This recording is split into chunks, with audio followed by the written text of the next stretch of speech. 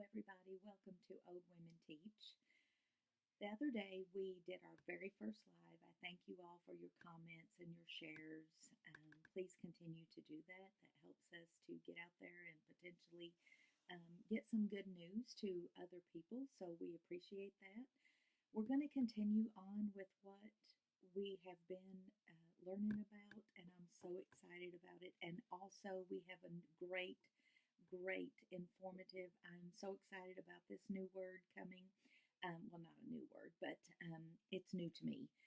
So I'm so excited about it. Please stay tuned. Please continue to share. Please continue to comment and post. We really appreciate you watching us.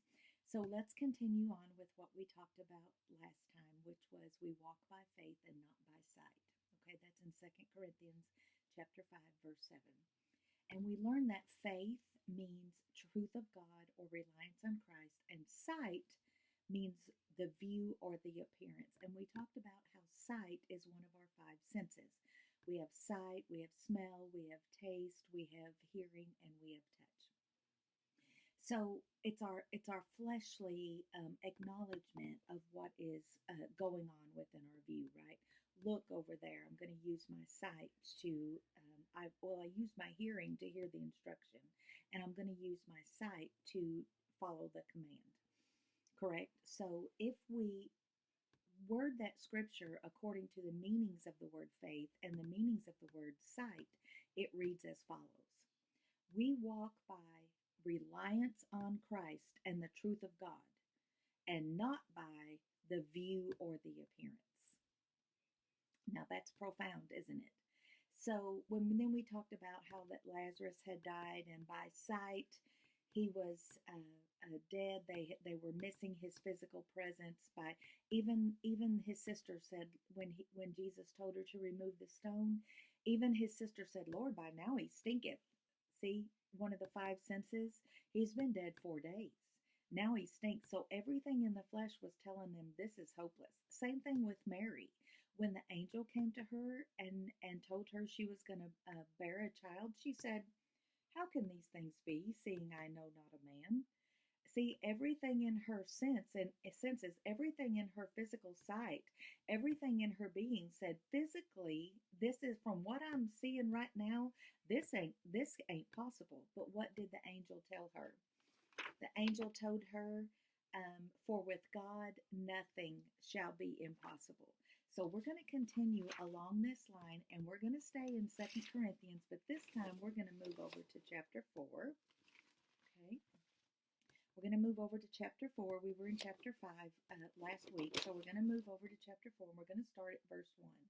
It says, "Therefore we have received mercy, we faint not." Okay? We've received mercy. If the gospel is hid, in verse 3, the gospel, okay, is hid to those that are lost. So why is that? Why is it hid to those that are lost? Well, in verse 4, it tells us why. "The God of this world has blinded the minds of them that they believe not." Okay? And then in verse 8, Paul starts describing his current circumstances. It might be our circumstances too, see? "We are troubled on every side. We are perplexed, yet not distressed." Now, can you hear what he says in the next chapter, 2 Corinthians chapter 5? We walk by faith, but not by sight. We are troubled, sight, but not on every side, but not distressed, faith. We are perplexed, sight. That's what it appeared like. Okay, that's what he saw, but not despair, faith. We are persecuted, what his flesh was feeling, but not forsaken, faith. We are cast down, what flesh was feeling, but not destroyed, faith. For we have the spirit of faith, according as it is written, "I believe, and therefore have I spoken." We also believe, and therefore we speak. Did you catch that? We have the same spirit of faith, according as it is written, "I believed, and therefore have I spoken." We also believe, and therefore we speak. Now, what this scripture is doing is connecting our words, what we say, to what we believe. Instead of speaking what we feel, we can say, I feel, Paul says, troubled on every side, but I'm not distressed. We speak faith. We can speak what we feel, but we need to speak faith as well, because we walk, if we're going to have any movement at all, if we're going to succeed this, if we're going to exceed against these, excel against and go on past these present circumstances, this whatever is troubling us or whatever our circumstances are right now, if we're going to go past that, the movement is in the faith. Okay, we walk by faith and not by sight. The movement is in the faith, and it says we speak what we believe, not necessarily what it looks like, okay, because things can look bad sometimes, but what we believe. I'm sorry, I dropped my computer. So we may feel like this is impossible, an impossible circumstance with whatever, our finances, our children, our whatever the situation is. But I believe in the truth of God. I believe in my reliance on Christ. That's what faith means, right? I believe in my reliance on Christ and the truth of God. And the truth of God says that I am more than a conqueror. The truth of God says that He'll give me the strength that I need, that His grace is sufficient for me. The truth of God is that His mercy and His grace are following me all the days of my life. That I will see the good of the Lord in the land of the living.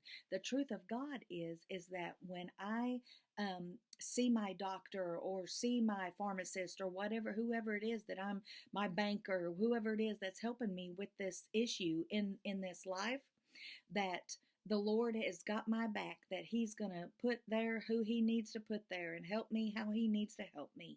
That's what the truth of God is. So we speak, we believe, therefore we speak.